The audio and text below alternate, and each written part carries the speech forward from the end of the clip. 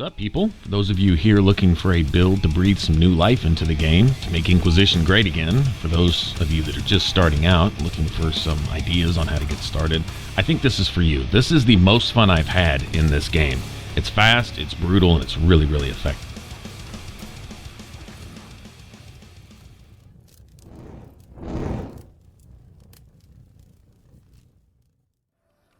So what we're going to do here is just start from the beginning and show how this build develops. Rather than show you the uber powerful endgame version where we're destroying everything, how about showing how we get started and how this plays as we go along? One thing I really want to cover is the tactics and behavior settings, especially for your followers. Not so much your main character. The way I play is a no-pause style of gameplay, meaning that I expect everyone to be doing their job to the point that I don't have to go into my tactical menu. All right. Second is I play with Nightmare and Friendly Fire on. If you're not playing with Friendly Fire on, you're not playing Nightmare. You're just playing a harder version of normal, meaning that enemies are a little more of a bullet sponge and they do a little more damage. That's about it. Nightmare has always included Friendly Fire, and even with Friendly Fire on, it's still not true Nightmare mode on Inquisition compared to Origins and Dragon Age 2.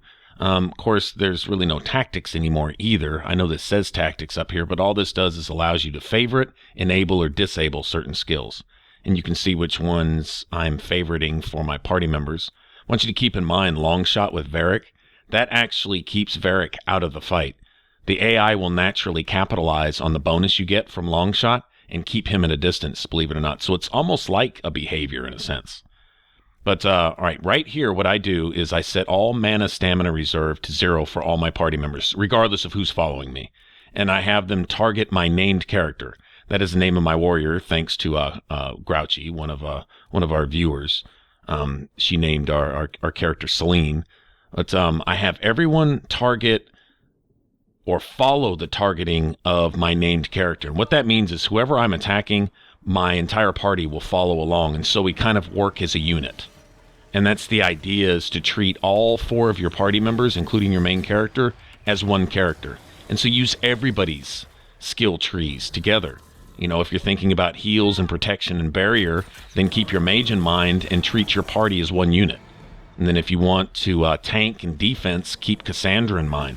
She should be the one drawing all the threat and have her favorite, things that taunt, such as Warcry and Challenge. Those should be her primary skills. Everything else she does is secondary and pretty much to buff the party with defense, maybe a little bonus damage and stuff like that.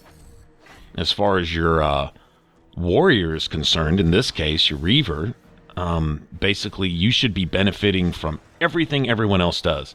Varric has this really cool passives in his focus tree, which makes him unique as a rogue, because Sarah and Cole do not offer this, is a passive that gives you extra critical chance, extra damage, and duration on status effects, such as freezing and poisoning if you're using it, stuff like that. In this case, using a warrior, we wouldn't have poison. Let's, Now notice the skill that I picked when I first started. In this case, with the sword and shield, I picked the grappling chain because after you do that, the upgrade to grappling chain gives the enemies a boot to the face and knocks them down, getting those shades out of your business for a couple seconds and allowing you to get in a few free shots. It's basically some way to control the shades. Mr. Whippy here, that's what I call this pride demon, he's bad enough.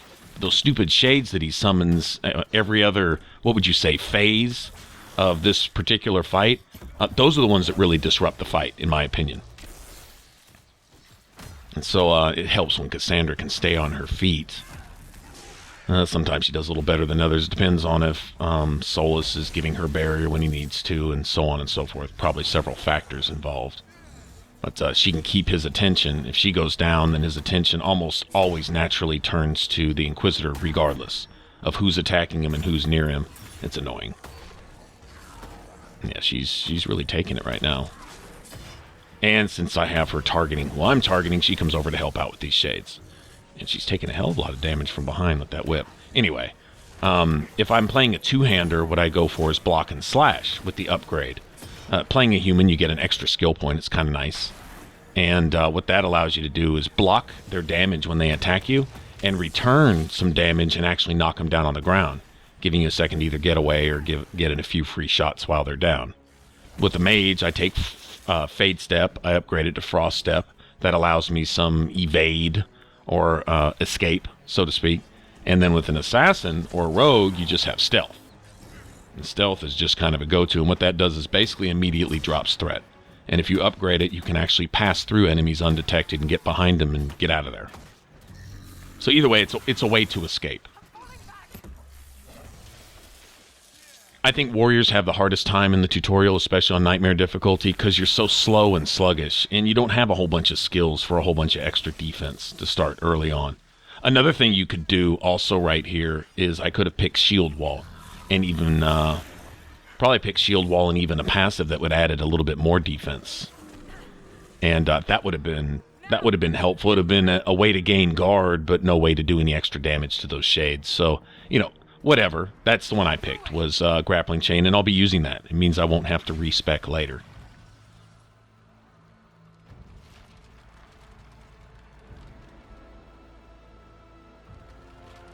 Alright, so we have follower behaviors and tactics set. I have my mage's favorite barrier, and I have Cassandra favorite challenge, warcry, anything that taunts. And I leave some other things active for her, stuff that naturally pops up in the sword and shield tree. She likes to use shield bash a lot, and that's going to be kind of mandatory in that there's even a passive bonus that you can get for doing bonus extra damage to enemies that are knocked down. Notice here we're at level 10, and in one of those skill trees was that passive, extra damage to enemies that are knocked down. And shield bash, what Cassandra does is she likes to use that and just knock enemies down, knock them back. Also, it does great damage to guard and stuff, and so that really benefits both me and her as far as that goes. And so between me eventually unlocking shield bash, which I don't have here, and I probably could have unlocked it earlier, but I wanted to make a beeline towards livid, and then later I'm going to want to make a beeline towards dragon rage and focus ability from the Reaver tree. And then so it's, you've got a certain amount of points to spend, and wherever, it's whatever you want first. Shield Bash is really, really handy in that it's a great damage dealer. It's got something of an AoE effect. It does wonderful damage to guard. It knocks enemies down, sets you and Cassandra up for bonus damage as far as that's concerned, and it's a way to just get people up off of you.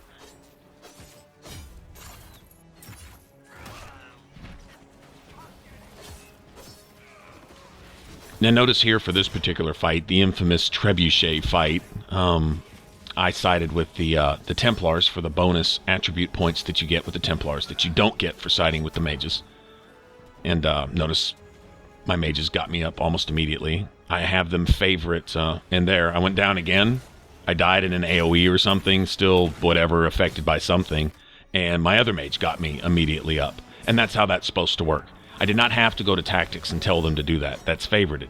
I have them favorite revive and favorite barrier. That's it. That's their job. Now, I leave Winter's Grasp active for them because they use that naturally. If they're not casting a barrier and they're not reviving anybody, then the only other thing left for them to do is Winter's Grasp, and that's it. What Winter's Grasp does is it sets them up for combos. Anything you have as a detonator, Shield Bash is a great one. Like I say, I don't have that active here. I do have Payback Strike, but it only really goes into effect. It's kind of like a status effect or a buff that only goes into effect when you've taken damage, which works great with the Reaver because, well, that's kind of your job, is to take damage and do more damage the more damage that you take. It's kind of how it feeds itself. So Payback Strike really, really works well. It's also something to keep in mind for Iron Bull if you ever decide to bring him along, because he also has the Reaver tree. Take his two-handed weapon away and set him up with a sword and shield, set him up with Payback Strike and Shield Bash, and he doesn't need much else. And then any other passive that, besides his Reaver focus tree that gives him bonus damage, and just let him do his thing, and he'll have more survivability than what you're probably used to. When he's running around with a two-handed, he tends to get knocked down a lot. Like, knocked out really often. He's terrible in a dragon fight, and that's like his favorite thing to do. But you give him a sword and shield, allow him shield wall so he can get himself a little bit of guard. Shield bash so he can bash down some guard and knock dragons in the face, especially the ones that generate guard, and he's set. Payback strike, he's good. Okay, so here we're about level 17, and the Imshael fight at the end of the Impree. I don't know if this has never been a real big deal. He looks a whole lot scarier than he actually is. I'd say this first phase when he first opens up with the whole, what is it, the fear demon, terror demon, whatever that thing's called. He's got like 3 different phases. He goes from this fear terror thing to rage, and then he turns into a pride demon, and that's his tanky version. And Cassandra, as long as she can hold his attention, she can just tank this dude all day. I mean, she might not even lose a bar of guards sometimes. I mean, seriously. Now, right now, I'd like to point out that we have almost no gear. I haven't really done anything as far as equipment. Some of the stuff that we're wearing is from the hinterlands when we were like, what, level 5 or 6 or 8 or something. I mean, seriously. I did make this stupid axe that I'm using now way before we ever even went to side with, what, the Templars? Yeah, it was before that. So that gives you an idea. And it was still manageable. And everyone else is using stuff that we've found. Basically anything we've picked up along the way. Right here, this is what I call the ads. Additional damage dealers. Besides the boss, as annoying as this demon here is, it's these stupid things off to the side that are actually doing most of the damage, I think. Demon's just being more annoying than anything else. But once you get them out of the way, then you can just deal with this guy. Once Cassandra gets his attention, it's over. Get him out of this phase and he'll stop spawning spiders. And that's it. Then he turns into the Rage Demon version. This is just a much tankier version of a Rage Demon. But I just want to show how the party works as a whole.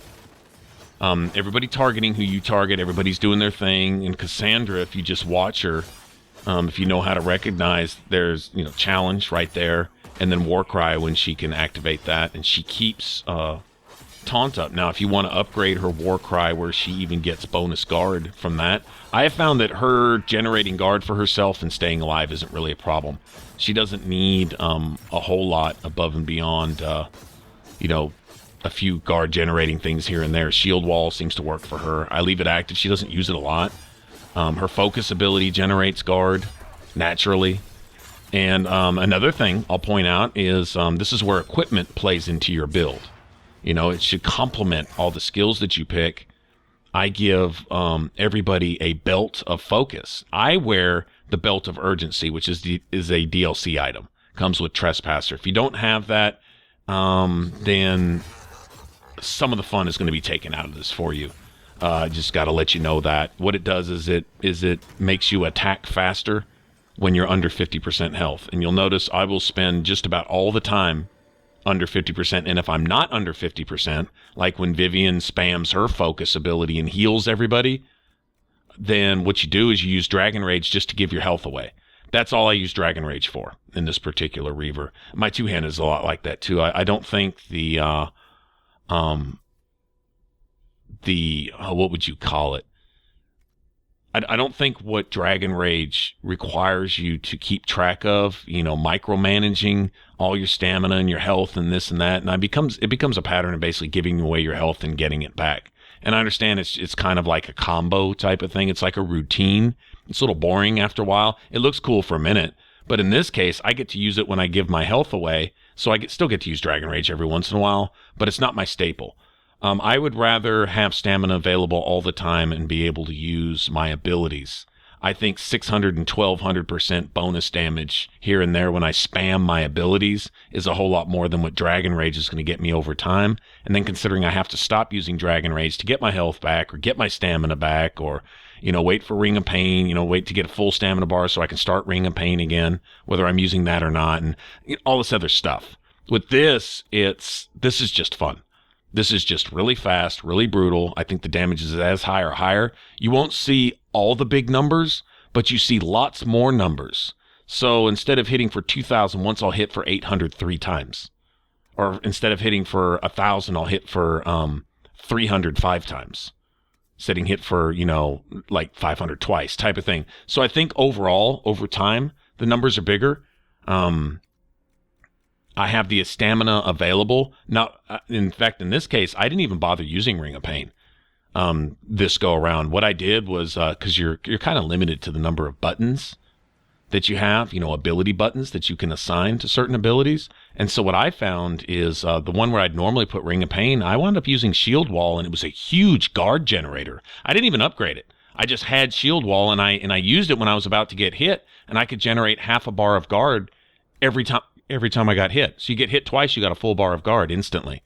And I was like, wow. And you have to pick Shield Wall anyway just to get to Shield Bash, regardless. So it was like, this wasn't something I went out of my way for. And if you want to talk about survivability, the ability to have some layer of protection over your very small health bar, seeing as with this build you're staying under 50% basically all the time, then there you go. And of course with Cassandra generating guard for the entire party every time she uses her focus ability, and then Vivian just spamming you with barrier. She has so many cooldowns on her ability timers and on her mana regeneration that it's just ridiculous. They're just built into her tree, not to mention what you might put in her gear, and it's crazy. She's like a spell battery, and I don't ask her to do very much, so what she does do, she does superbly. She's just awesome at it. And that's pretty much how I treat everybody in my party. You have one job. My tank is to draw threat and take damage, right? My mage is to support, provide barrier, lift people up when they need to, revive people when they go down. And then my damage dealers are to deal damage. Your job is not to take damage. Your job is not so much support, right? Although Varric does with his passive support, his main job, I guess, essentially, other than just existing, is to deal damage with Bianca from afar, from way over there somewhere. The farther you are away, the more damage you do and the less trouble you get in. We don't even have to worry about Varric. And so he's just kind of out of sight, out of mind, just doing his thing. Right. Now notice for a warrior, I use Snowfloor Skin, if you're curious, to make a rogue set. And what I'm doing is I'm trying to get enough cunning between all my gear and critical chance and all my gear to basically guarantee criticals just about every hit. And what I've found is anything in the high 60s, low 70s, 68, 69, up to 70, whatever. And then you'll get a 10% bonus to your critical chance when you're near a wounded enemy. That's a Reaver passive, but not counting on that. That'll come into play, and it basically makes criticals guaranteed. Maybe not every single hit, but it's a whole lot more than 2 out of 3. So however it calculates, I don't know. All I know is it works. And then once you've got your critical chance to a certain point, then concentrate on critical damage. Once you basically have your criticals guaranteed, then of course you buff critical damage, and you will get a higher return from critical damage than you would from basic attack. What attack does is it counts all the time. It's just not as high. For each point of each point for attack, you basically get 0.5% damage return, whereas critical damage gets you a full percent. But it's based on critical chance. In other words, if you're not hitting criticals, then your critical damage is irrelevant. So you need to be hitting them first, and then once you've got that down, then concentrate on damage with everything else you got. So in this case, you'll see me use a lot of dex. In fact, I even wear an amulet of dexterity, and you're like, that's a rogue amulet. No, it's 10% critical damage. It's 5% attack also for a rogue on top of the critical damage, but that's fine. But I'd rather take 10% critical damage if all I'm doing is criticals than 10 strength, which would only give me 5 attack, for example. And so I'll play my weapon into that also. And so what I'm looking for is utility slots in my armor for leather. And then I'm looking for offense slots with leather for critical chance. And then offense slots with leather is also good for critical damage, but there's if you can find an offense slot for cloth, dragon webbing will give you a huge critical damage buff.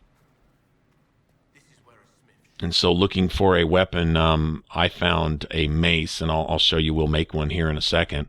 And what it does is it has 2 offense slots for leather and 1 offense slot for cloth.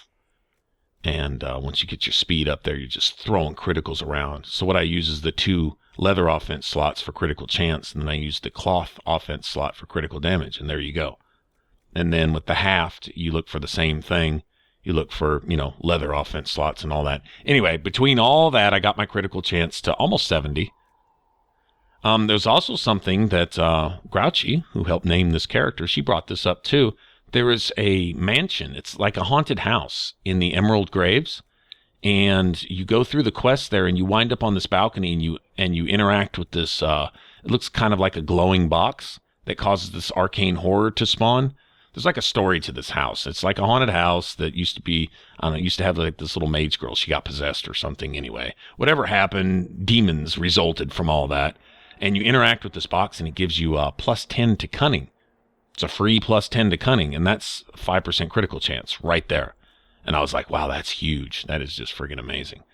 So I got to thank her for that. Anyway, she mentioned that all this was done on stream. All these little snippets of footage that we have here, you know, crafting stuff and fighting and all that good stuff. This was from several days of streaming, and the whole point was to build this character.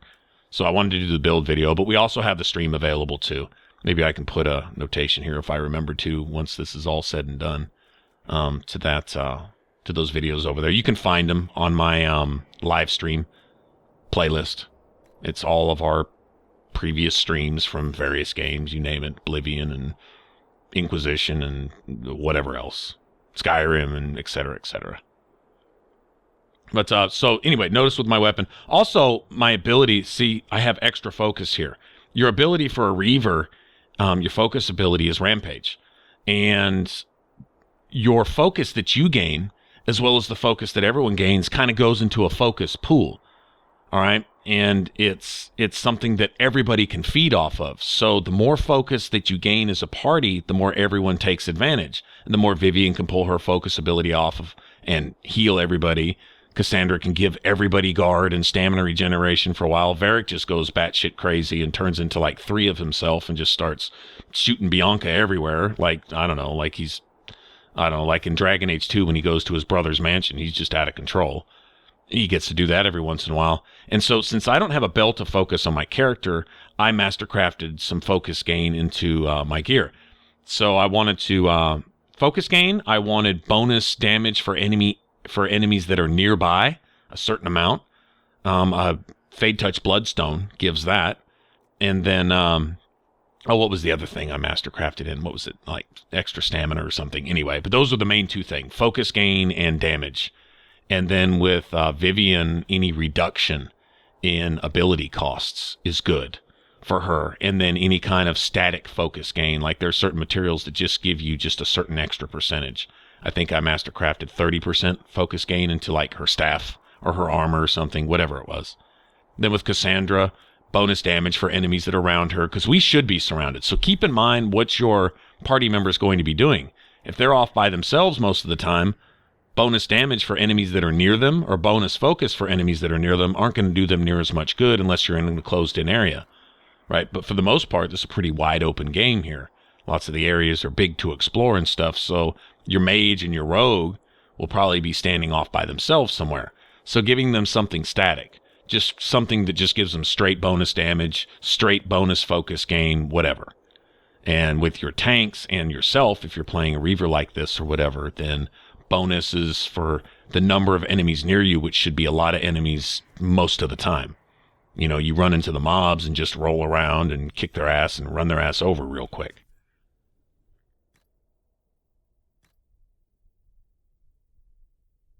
I'll show you all the gear that I have also, but that's pretty much it. Critical chance, and once you get your critical chance to a certain point, like I say in this case, 61 here, what was it, 66 with Varric, or whatever. Anyway, factoring all that in, we wind up going to the Emerald Graves, getting a little bonus critical chance there, right? And then once you got your critical chance set, then critical damage. And that's pretty much everything you're geared to do. So you want criticals just about all the time. And those are the big flashing numbers. That's the criticals that we do. And notice it's just about all of them. Not all of them are real big, right? But it's lots of little ones. Like lots. I'd rather hit a smaller critical every time than some of the bigger, sexier numbers just every once in a while type of thing. Also keep in mind this is a one-handed weapon. Opposed to a two-handed weapon, so the base damage would be a little smaller, but you attack a lot more often. The advantage to two-handed, I think, is that you can hit multiple enemies, which you can do a little bit too with this in combat roll, but you can also combat roll with the two-handed too, so you kind of get the best of both worlds. They're both fun. They're both fun. This was just faster. What I found is that once you get everything going, you have the Belt of Urgency, which gives you a 20 or 30% attack speed boost as long as you're below health. And then there's Reaver passives that when they kick in and you're near a wounded enemy, it increases your movement speed by, like 50%? Not sure if that counts for your attack speed too, but it seems like it. But the bottom line is, for those of you that are fans of Dragon Age 2 combat, or some faster combat in games, you wind up just zipping around like a hamster on crack and coffee at the same time. You're just flying all over the place, rolling through everything. If you get it to where, you know, of course with Vivian keeping a barrier on, it wouldn't be the case here. I thought we'd go and solo this dragon. Notice it's level 23, we're level 20.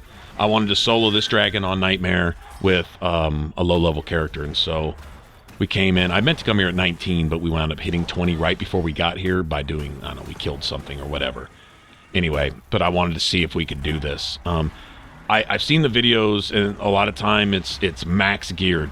Dragon slaying runes, which I'm just using a frost rune, which is effective because this dragon is a fire-based dragon, so he's weak to it. But it's not a dragon slaying rune, right? And it's not all max stuff. It's the gear that I'm going to end the game with.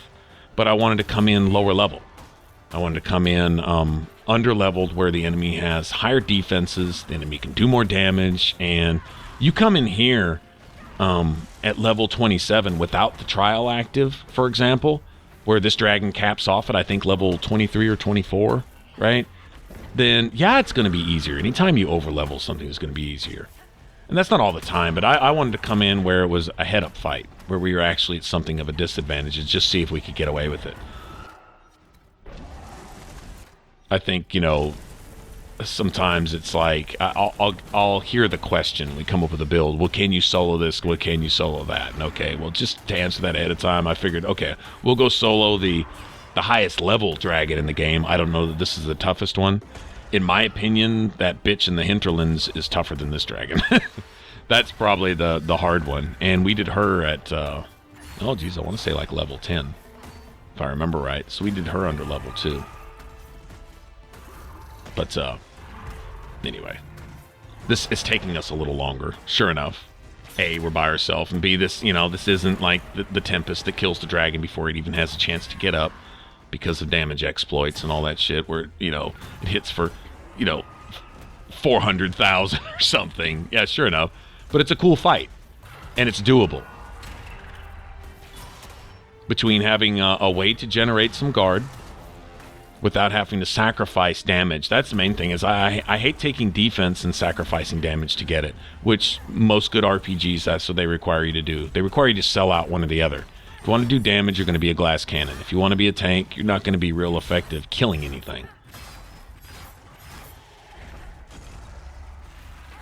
Except in the case of just outlasting enemies, right?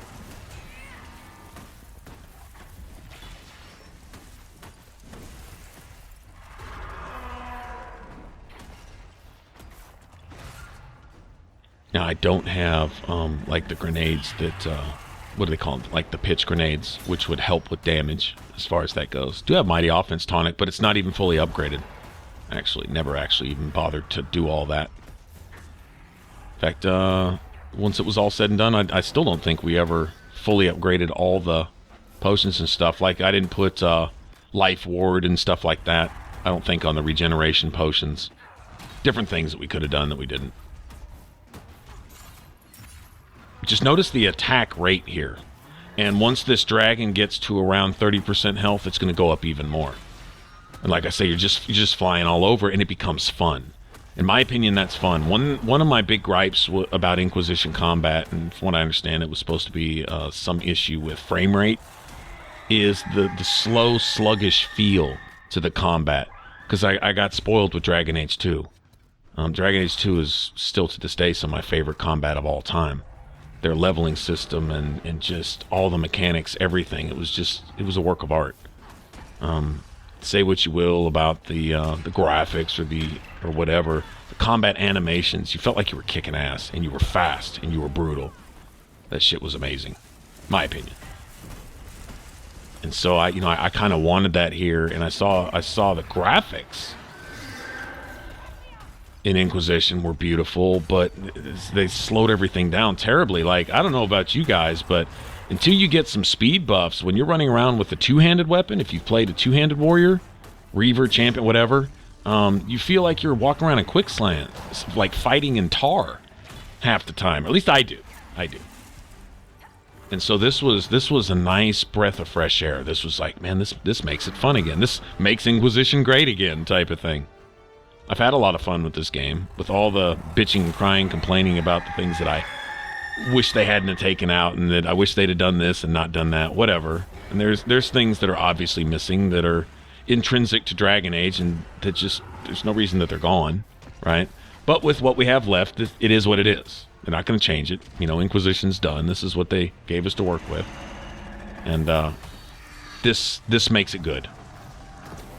This was a whole lot of fun. When you get your whole party together and you're just kind of working as a machine and you're just running over mobs, then this becomes beautiful. Even some of you guys that were actually that hung out with us, you know, during stream while we were making this build, while we were playing through this entire thing, actually got excited about some of that stuff. Like, wow, this is actually really effective. You know, this is really a lot of fun. There was some fights that were just like, how in the hell did you kill them that fast? That's what it was all about, man. And then when you get everyone equipped, like get your mages with a high critical chance on their staves, and get Varric with a high critical chance, and, you know, a whole bunch of dexterity to where he's hitting for like, you know, 6, 8, 10 grand every shot with Bianca, you know, this type of crap. And he's just spamming the shit out of long shot. And then every extra enemy he hits takes bonus damage too, and all of a sudden, you know, you start getting jealous of Varric, like, dude, chill out. How are you doing all that damage over there, man? But it becomes a lot of fun.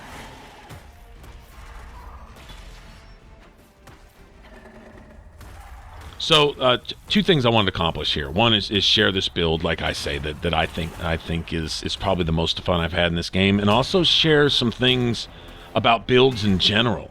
And that was mainly the tactics and behaviors of your followers, so that you can play like this. Like the same way I'm fighting this dragon, I want to play like this all the time when my party's around. I do not want to have to micromanage anybody. It pisses me off when I have to switch to one of my mages to do something like cast a spell at a Fade Rift when demons are about to spawn. You know, if I just want to get the Fade Rift done real quick type of thing. Or just stuff like that. Or cast a spell when you're fighting one of those electric dragons, when they put that AoE electric shit around you. You know, you got to have your mages dispel that stuff, because that stuff it'll 2 or 3 tick your warriors and rogues if they get surrounded by that electric AoE stuff. And so, you know, you have to switch to your mage to manually dispel that crap. There's no tactic setting for if ally is affected by, you know, a buff, then do this. You know, well, because there's no tactics. But you can at least still, the other 95% of the time, get your party members to do what you want by giving them the right skills and setting their behaviors and setting their targeting.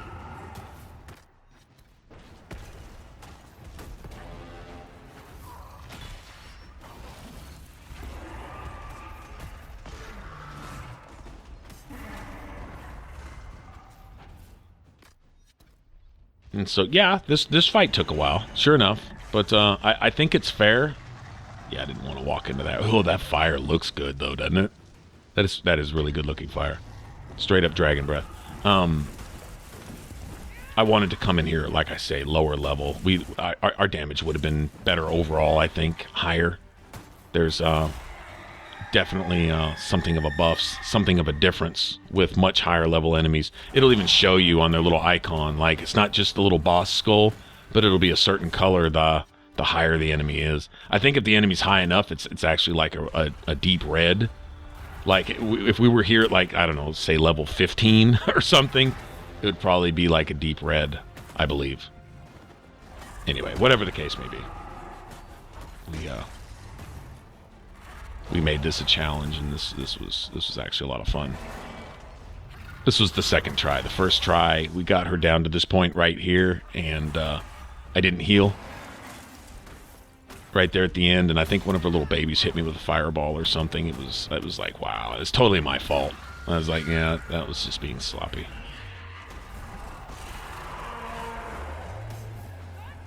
And there we go. Look at that. Look at that XP. That's just ridiculous. All of her little baby ribs around here everywhere. And see, I have even ground. And what that is all enemies scale to you. So no matter where you go in the game, they're always your level. Now, you might be familiar with this. This is at the end of the Templar Fortress. And this is, oh, in a way, I guess similar to, what's-his-face? Imshael? At the end of the Impri, when you go to take your keep back.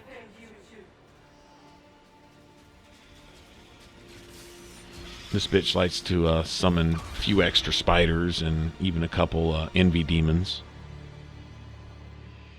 Terror demons, whatever they're called. I don't care, it doesn't matter. Demons are demons, they gotta die. But here, you know, really kind of having come into our own. And this is what I was talking about, just speed. It's just fast. It's just fast, you know? And the more mobs, the better, because Combat Roll has something of an AoE on it. Shield Bash has something of an AoE on it. Notice I have that unlocked now, so yeah, it's lots of fun. And so those ads that do come out, you wipe them out, and this is more like Dragon Age 2, where when the ads drop out of the ceiling, you wipe out an entire mob before the second set even gets a chance to spawn, and that's what it's about. It's a DPS race. You got to kill them before the next set comes up, because if they wind up spawning before you kill the first set, then you get mobbed. And they double their damage on you, and you're probably dead. It's a DPS race, and if you lose that race, you usually pay for it on Nightmare. And this just, like I say, just made it really, really, really fun.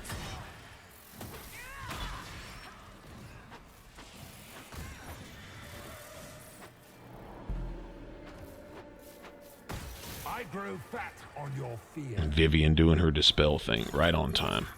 She sets a boss. And yes, you can knock these bitch-ass screechy demons here down with Shield Bash. It's so beautiful. And if you've taken damage recently, even Payback Strike will knock their ass down. And then Grappling Chain, yep, you can pull them and kick them in the face and knock them down.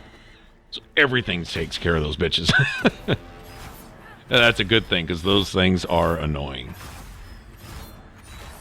Not quite as annoying as little screechy witches that shoot the laser ice beams at you, but still annoying.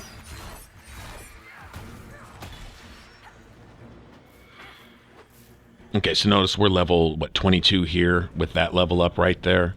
Like I say, everything will scale with you with that trial, but trials are also something that come with the Trespasser DLC. So really, with Trespasser, they opened up a lot of new build options. It's almost like they had the Inquisition multiplayer in mind, in kind of allowing you a few more, I guess you could say, play styles, skill builds. All right, see, there Vivian goes with her AoE heal. What that will also do for you while that's active is you can use Dragon Rage for free. You won't get the damage bonus because you won't be losing health, but you'll be healing as fast as you use it. And it lasts for a few seconds. Depends on how many tears she has stored up. If she hasn't used it in a while, she might have full 3 bars, and that should last for a little while. And then you might recognize this. This is at the end of the first area in Descent, you have 2 Alpha Ogres, and then you have some... here I am getting punched in the face. And here's how well my guard lasts. Not bad. I took, 4 or 5 full shots to the face from this guy, and he's hitting pretty hard. He's taking away a good chunk of my my barrier with each hit, too. Anyway, you got a couple Alpha Ogres here, and then you have some of those... what are they? Emissaries. And you have even a Uber Lord Boss Super Emissary also.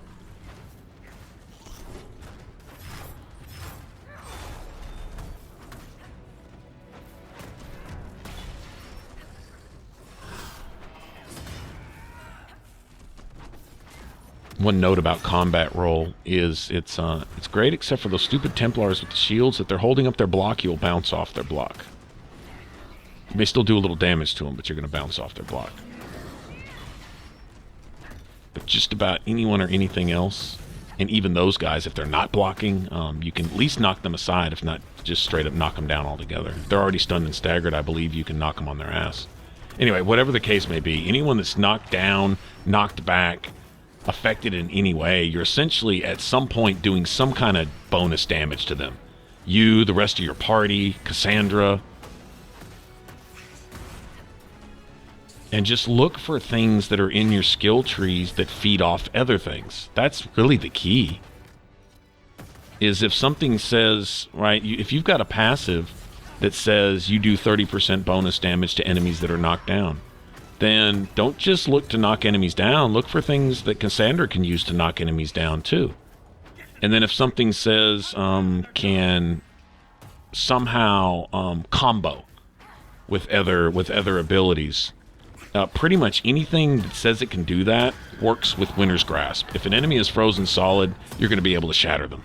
That's pretty much how that goes. And so, especially if you have two mages in your party that are going back and forth, they'll not only get bonus damage to enemies that are chilled, which should be every enemy all the time, because if you have two mages with Winter's Grasp active and you don't have a whole lot of other skills for them to be using, like me with my mages, it's pretty much Barrier and Winter's Grasp, and that's it. Oh, and Revive when they need to, and that's it. And so every time those are on cooldown, they're ready to cast it. I don't need them to do anything else. Freeze those enemies, set them up for me to blow their ass up, and that's it. You'll even see them chill bears, and bears are like supposed to be immune to ice. They'll even chill bears and at least slow them down. But for any enemy that's weak to ice, oh my gosh, yeah, it gets brutal. Okay, now everyone probably recognize these assholes with the lyrium submachine guns, I guess, whatever you want to call these things. This is one of the hardest parts in Descent right here, is this one little bridge approach to the Guardian. Because there's a couple of these guys, and they stand back, and you have the rest of those tanks up in your face.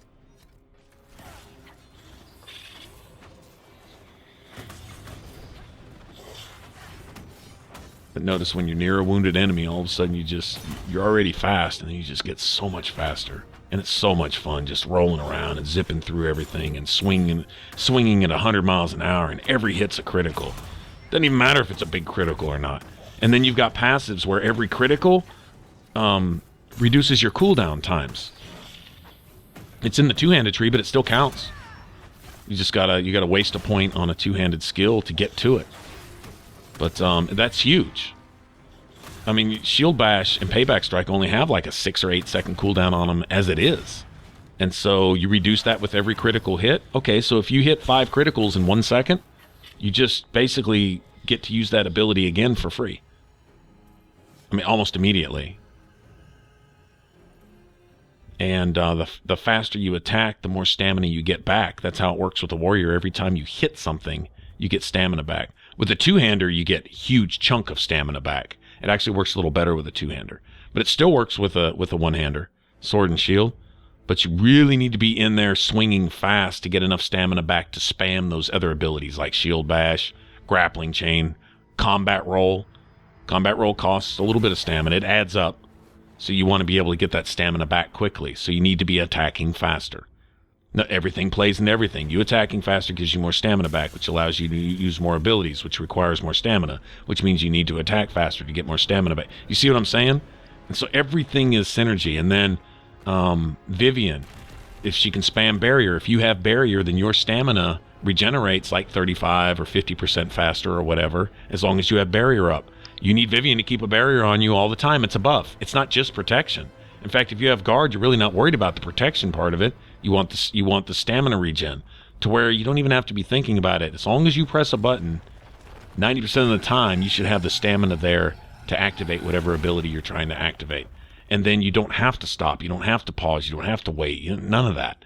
You can just roll through at 100 miles an hour and just tear shit up. I wanted to show you the Guardian boss fight with no pause. Also, we don't stop for anything. If anyone just goes down, well, tough luck. When the fight's over, you can get back up type of thing. Vivian was taking most of the damage here. I think mages have the hardest time on this particular fight. I guess one advantage is you can hit those crystals from a distance. You're not going to really do a whole lot of damage. Even with uber spells, you're probably not going to be hitting for thousands and thousands, and maybe so, I don't know. But you can hit from a distance, so the fight will probably take longer, but you can stay out of the way of those things. Also point out, if you remember the ancient rock wraith in Dragon Age 2, it was corrupted, but it looked a lot like this guy, didn't it? This is the guardian of this titan. Makes you wonder what happened in that Tig in Dragon Age 2 way back when. Before dwarves were even dwarves, right? And notice Vivian healed the shit out of everybody. That was timely. Had we done this a little faster, I think everybody would have... We probably would have got through without a single knockout, but I think Viv goes down here. Right here at the tail end. So when his tentacles come back to life, he's really aggravated. But once again, having shield wall here kept me alive. And also kept me in guard.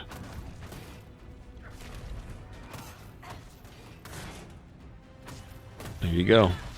Vivian got another barrier up. He's almost down. I just want to get...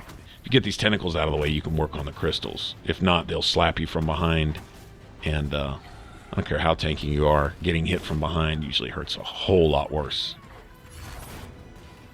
Your shield is mainly designed to protect from the front, obviously. But I mean, it'll even say that. You get huge damage resistance from the front, but from behind, you can be susceptible.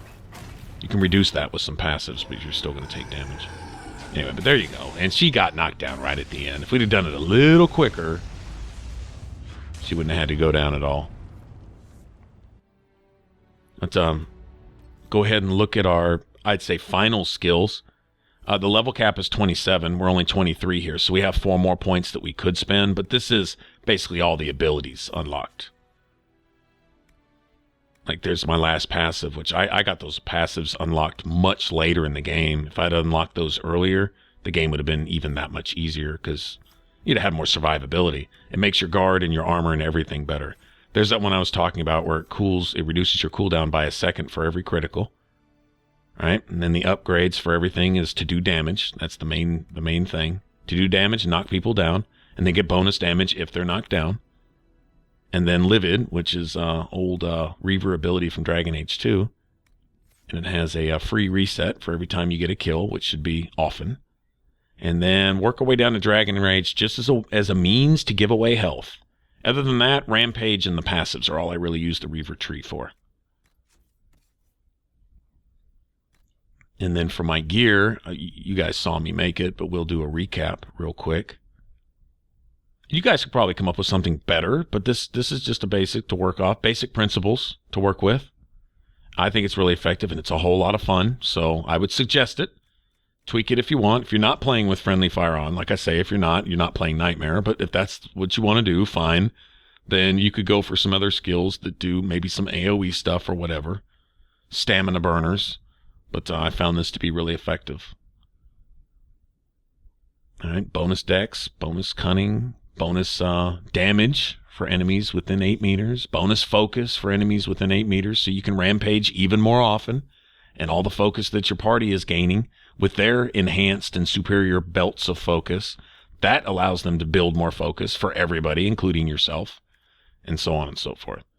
10% extra critical damage there, 40% critical damage from the 2 superb rings of critical damage and the enhanced belt of urgency. These rings, by the way, one is found in the western approach in the Darkspawn tunnels. Down there where the Venatori were digging, there's a giant at the end of it, and the other one is found in the Hissing Wastes in one of the tombs.